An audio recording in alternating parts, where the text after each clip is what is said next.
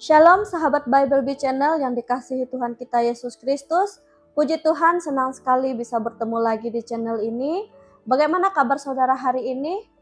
Saya selalu berdoa saudara dalam keadaan sehat dan selalu diberkati Tuhan dengan berlimpah-limpah. Saudara, hari ini saya mau membagikan sebuah video kesaksian yang tentunya sangat menyentuh hati dan juga akan memberkati kita semua. Kesaksian ini dari perempuan muda di mana kesaksian ini mengingatkan kita bahwa seringkali Tuhan bekerja justru di tengah masa paling berat dalam hidup seseorang. Sebelum ia percaya kepada Tuhan Yesus, hidupnya terasa seperti dihantam gelombang tanpa henti. Ia tidak bisa bekerja karena harus merawat ibunya yang sakit, tekanan batin, kelelahan, dan seringkali pertanyaan muncul, mengapa masalah datang bertubi-tubi? Namun di titik terendahnya itulah kita bisa melihat bagaimana Tuhan menolong dan bagaimana Tuhan membantu dia sehingga Tuhan memberikan orang untuk bisa merawat ibunya, dan melalui itu juga dia mengalami perjumpaan secara pribadi dengan Tuhan dan sebuah perjumpaan nyata dengan kepedulian yang membuka hatinya untuk mengenal Tuhan. Baiklah, langsung saja mari kita menyaksikan bersama-sama video kesaksian berikut ini. Tuhan Yesus memberkati kita semua. Gimana saya pada akhirnya memutuskan untuk masuk Kristen. Pada saat itu waktu saya kecil, saya sangat aktif mengikuti beberapa kegiatan di ya pengajian lah ya Pak ya. Tapi pada saat itu karena saya masih kecil, tiba-tiba saya mimpi itu di tempat ibadah. Saya ngeliat jam begitu besar. Terus dalam mimpi saya tiba-tiba ada yang berbicara dari jam itu, bilang kalau saya mau masuk neraka, katanya gitu. Padahal kan pada saat itu posisi saya mau mengikuti lomba besoknya. Oke, saya abaikan, tapi sampai saat ini saya masih ingat sama mimpi itu. Lanjut ketika di tahun 2009 saya kehilangan ayah saya. Pada saat itu saya hanya tinggal dengan ibu dan kakak saya. Keyakinan yang kami anut masih sama, juga nggak ada perubahan ataupun petunjuk pada saat itu, masih sama. Saya menjalankan keyakinan yang dianut oleh orang tua dan kakak saya sejak lahir. Di tahun 2013 kebetulan saya hidup atau bersosialisasi dengan berbagai lingkungan pertemanan dengan berbagai keyakinan. Jadi keyakinan teman-teman saya tidak seluruhnya sama, dan di 2013 itu juga saya terkena musibah. Musibah apa pada saat itu, yaitu ibu saya terkena stroke. Saya merawat ibu saya sama kakak saya pada saat itu. Saya sambil bekerja, sambil mengurus ibu saya yang terkena stroke. Di situ saya jadi punya banyak lebih waktu untuk beraktivitas di luar kegiatan kerja. Karena pada saat itu selain saya kerja, saya urus ibu saya yang sakit. Saya juga kalau weekend nggak pernah kemana-mana, jadi hanya ada di rumah saja. Tuh. Pada saat itu kan kondisi hati sakit ya, ngelihat seorang ibu sakit, terus saya rawat sendirian karena kakak saya harus kerja. Saya punya banyak waktu buat berpikir, bukan berpikir ya, merenungkan segala nasib.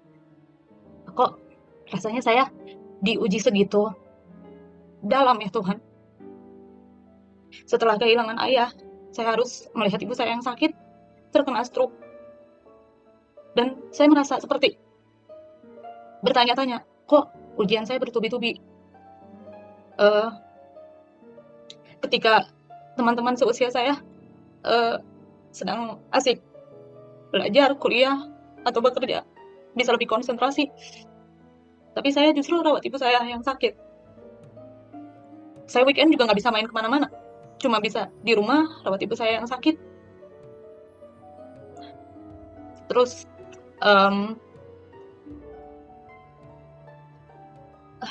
di sana ada satu teman yang terus mendampingi saya.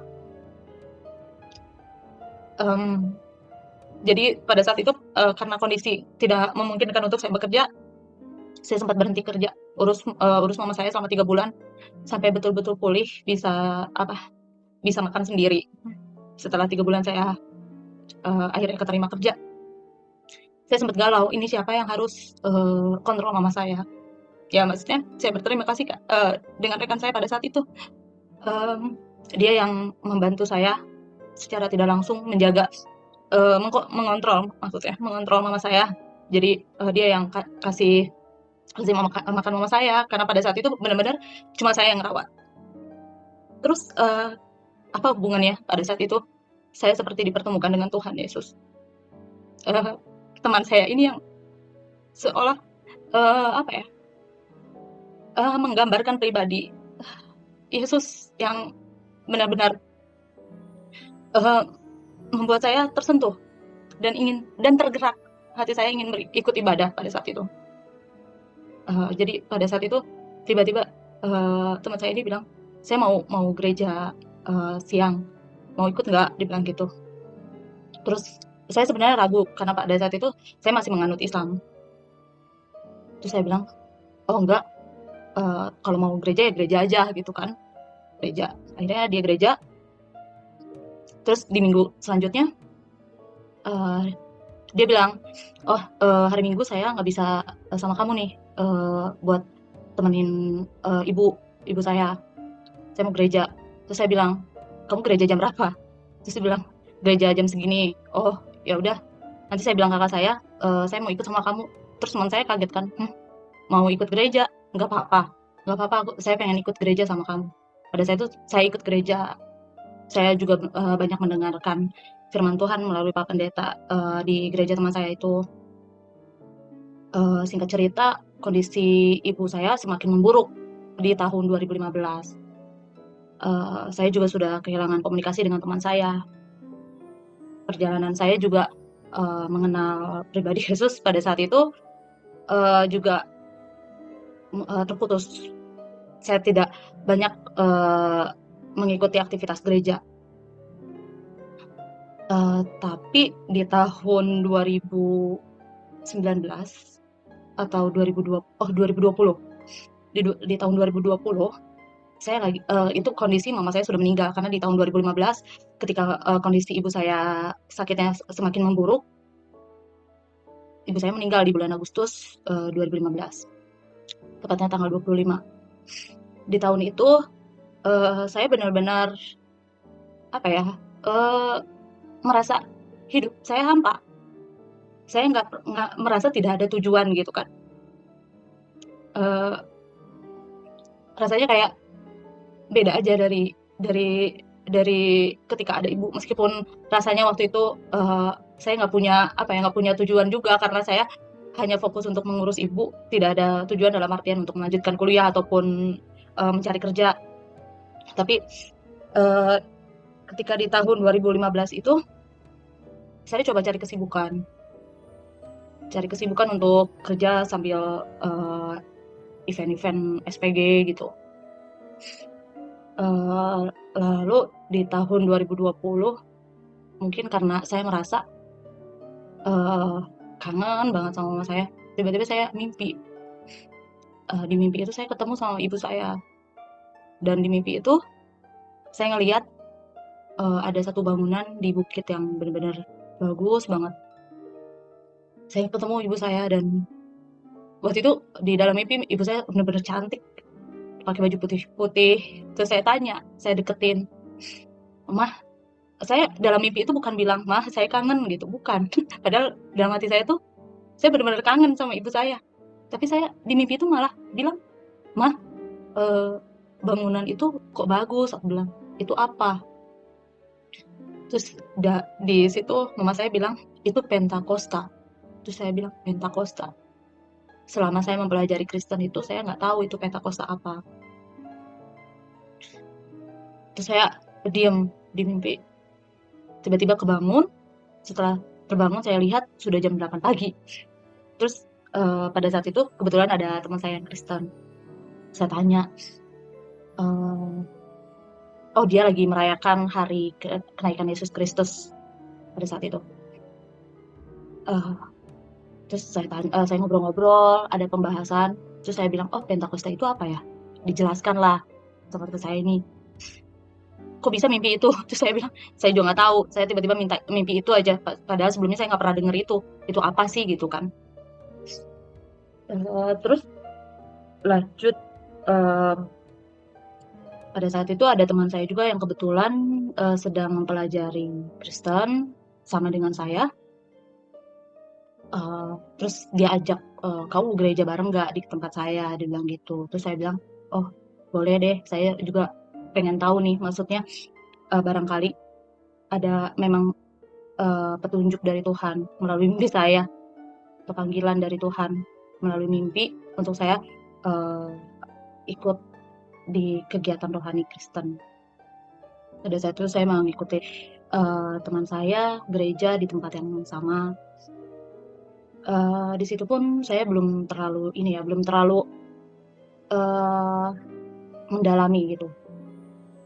Pada saat itu yang sampai pada akhirnya saya bergerak untuk, masuk Kristen barulah di tahun 2021 di gereja GPPK CLC.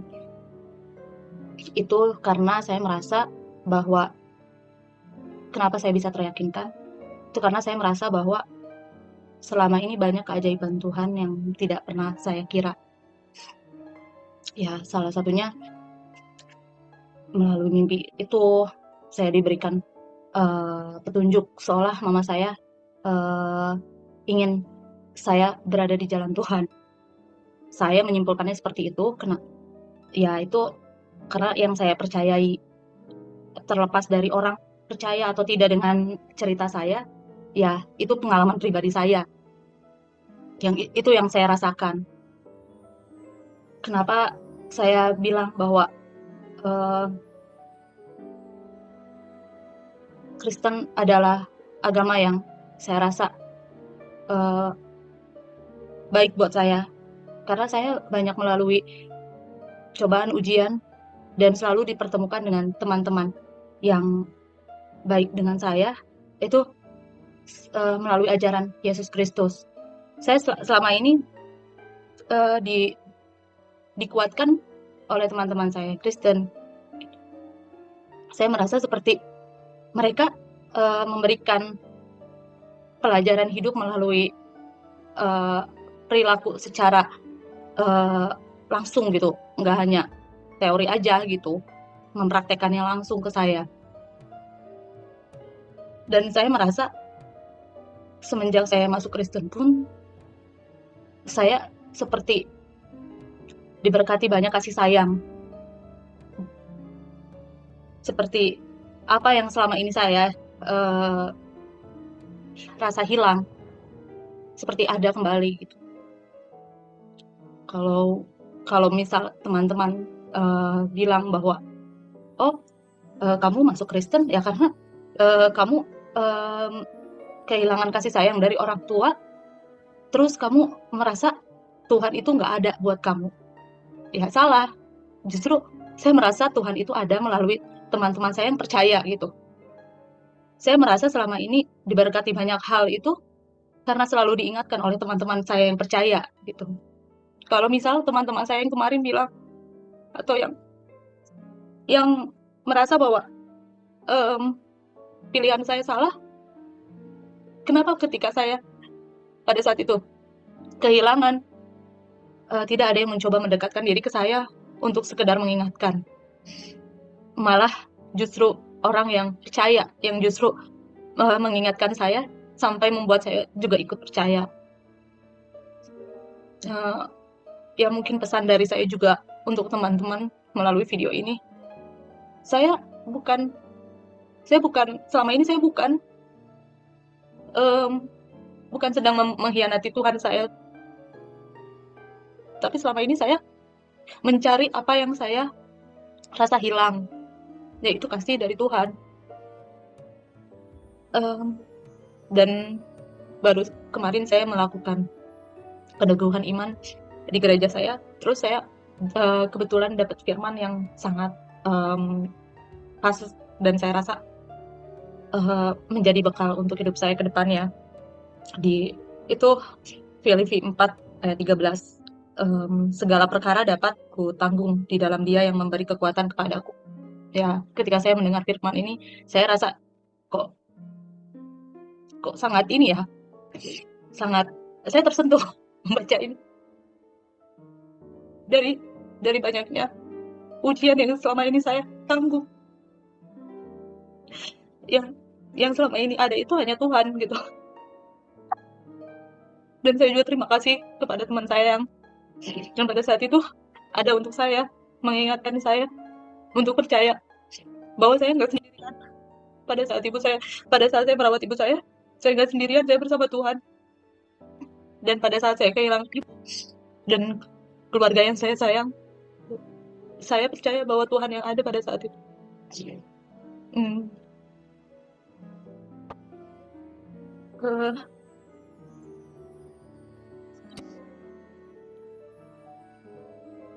banyak hal yang bikin saya akhirnya memutuskan meyakini ajaran Yesus itu. Salah satunya melihat contoh dari perilaku keluarga yang menganut keyakinan Kristen.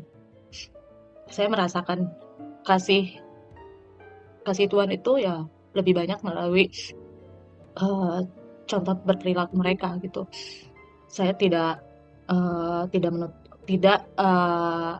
menutupi hal tersebut karena memang itu salah satu yang menjadi faktor utama selain dari faktor-faktor lainnya. Jadi mungkin untuk teman-teman saya yang kemarin sudah membantu saya dalam artian ada pada saat saya kondisi sulit untuk merawat ibu saya berterima kasih karena melalui teman-teman saya itu saya akhirnya bisa melalui banyak ujian tanpa merasa putus asa. Karena kalau bisa dibilang, saya dulu merasa sudah tidak percaya dengan adanya Tuhan. Karena saking tidak ada yang mendampinginya pada saat itu. Tidak ada yang mencoba mendekatkan diri pada saya gitu pada saat itu. Untuk sekedar menguatkan atau mengingatkan gitu hal-hal baik.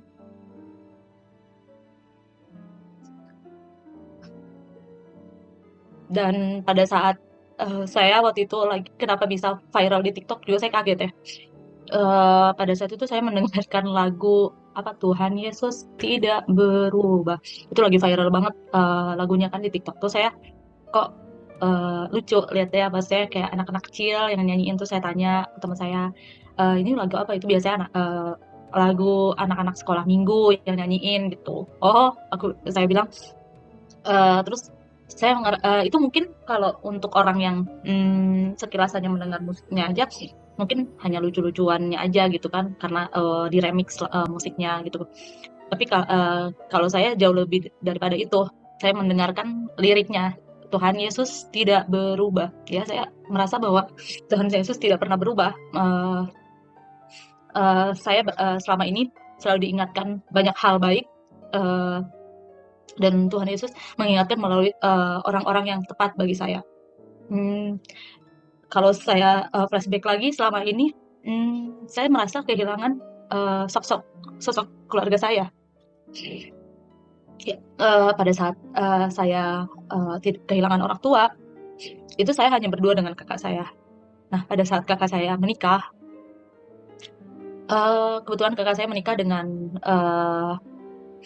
Muslim, namun keluarganya Kristen. Nah, saya pada saat itu tinggal dengan mertua kakak saya yang notabene keyakinannya Kristen. Pada saat itu kenapa saya tinggal dengan mertua kakak saya, karena pada saat keponakan saya usia 5 bulan dan kakak saya baru menikah 1,5 tahun, kakak saya kehilangan suaminya. Dan pada saat itu yang menanyakan kabar secara intens. Saya tinggal dengan siapa, kakak saya bagaimana, keponakan saya bagaimana kondisinya, itu hanya mertuanya saja. Jadi mereka memutuskan untuk kami tinggal bersama di rumah mertua kakak saya. Dan saya melihat contoh kasih Yesus Kristus itu pada saat tinggal bersama mereka. Cara mereka berperilaku, mengasihi sesama. Itu saya melihat secara langsung tanpa ada paksaan. Pada akhirnya kenapa saya dibaptis di Agustus 2021 itu karena saya merasa semakin yakin diberikan kesaksian langsung melalui perilaku mereka.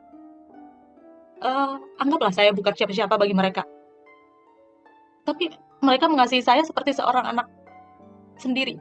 Padahal kalau mungkin pada saat itu mereka mau, itu mereka tidak perlu harus repot-repot lah istilahnya ya, memikirkan kondisi saya atau kondisi kakak saya. Bahkan keluarga saya sendiri pun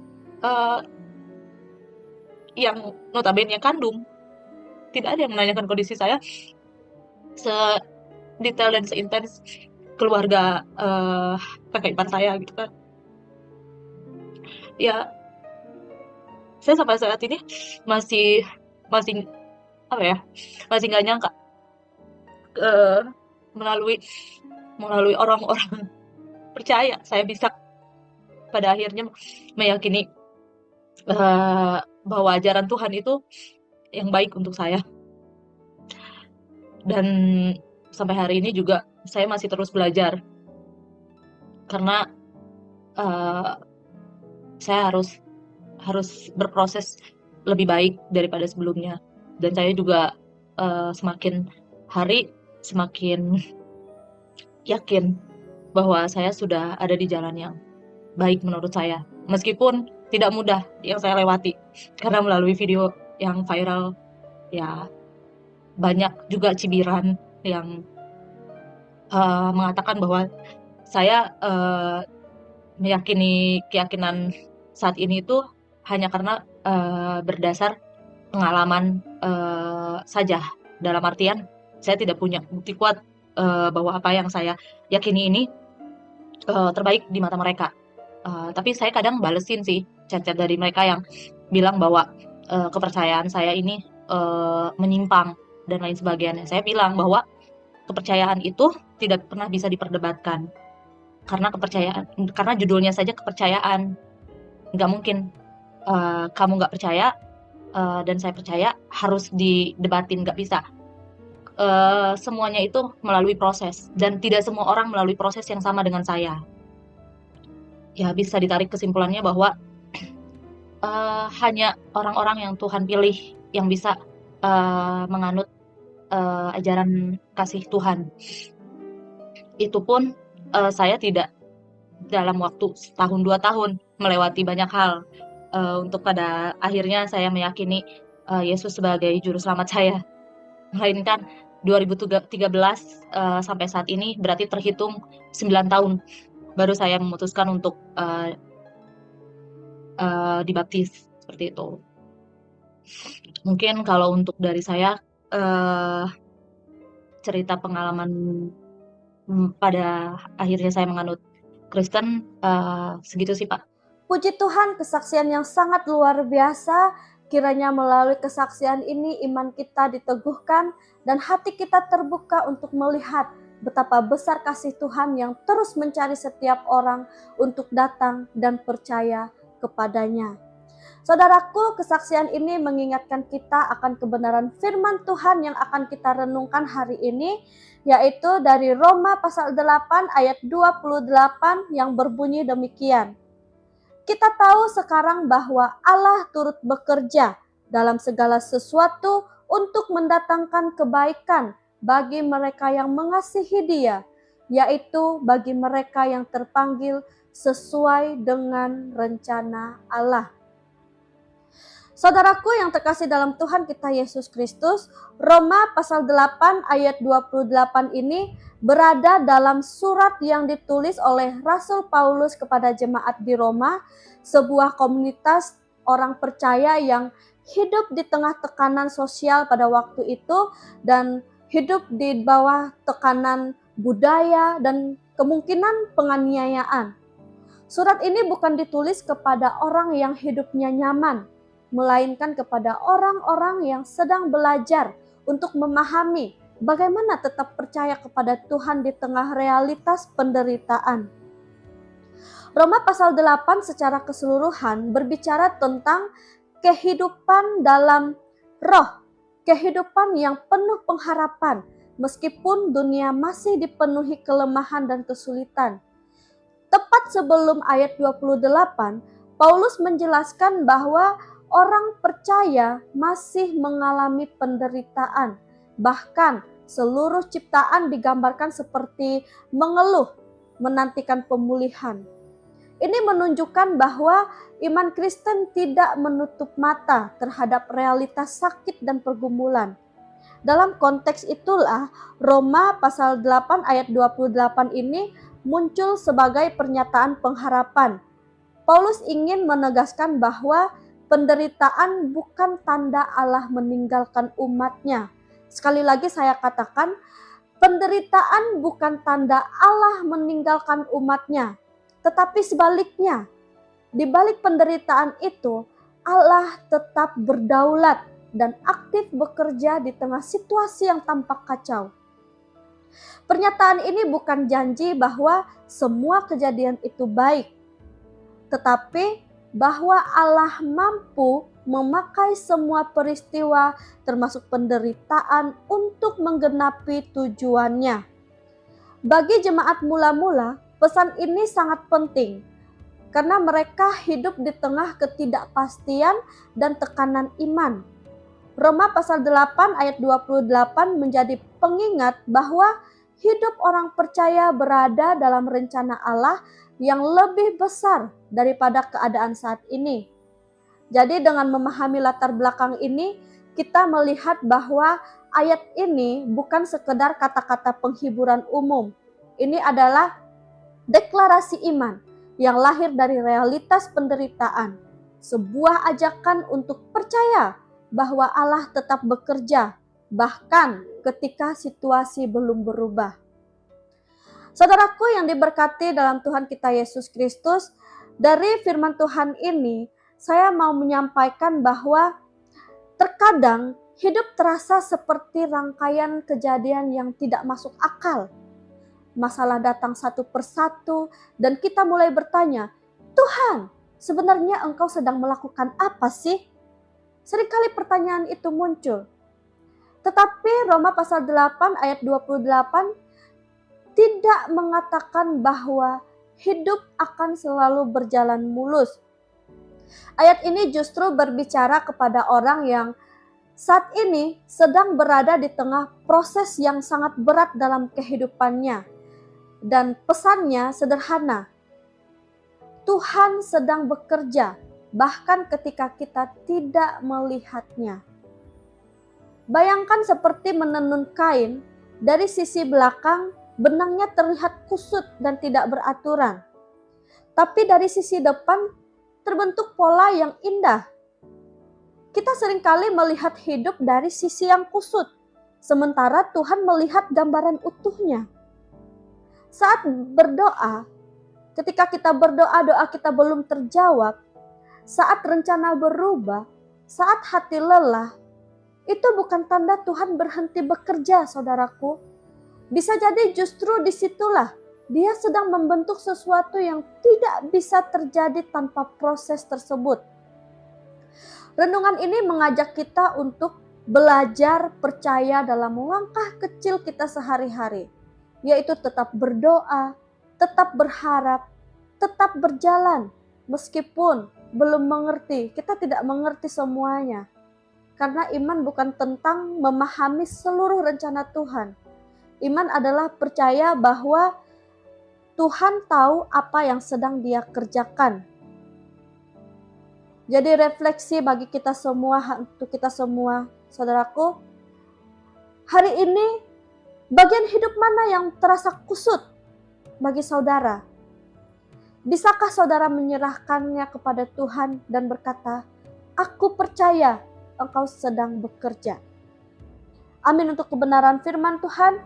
Kiranya melalui firman Tuhan dan kesaksian tadi dapat memberkati kita semua, dan tentunya terus mengingatkan kita dan dapat menguatkan iman kita untuk kita tetap terus percaya dalam keadaan apapun. Saudara, sebelumnya saya mengucapkan terima kasih kepada saudara yang selalu setia dan selalu mendukung Bible Bee Channel. Tuhan Yesus memberkati saudara. Dan saya berharap saudara terus mendukung Bible Bee Channel dengan cara like, komen, dan subscribe, dan juga share kepada sahabat dan rekan-rekan saudara, agar melalui dukungan saudara, Bible Bee Channel dapat terus berkembang dan dapat terus memberitakan kabar baik melalui kebenaran-kebenaran firman Tuhan, dan juga dapat memberitakan kesaksian-kesaksian yang akan menguatkan iman percaya saudara di dalam Tuhan kita Yesus Kristus. Dan tentunya saya rindu melalui Bible Bee Channel banyak orang dikuatkan, banyak orang yang diteguhkan, dan banyak orang yang diberkati. Sampai jumpa, Tuhan Yesus memberkati kita semua. Shalom.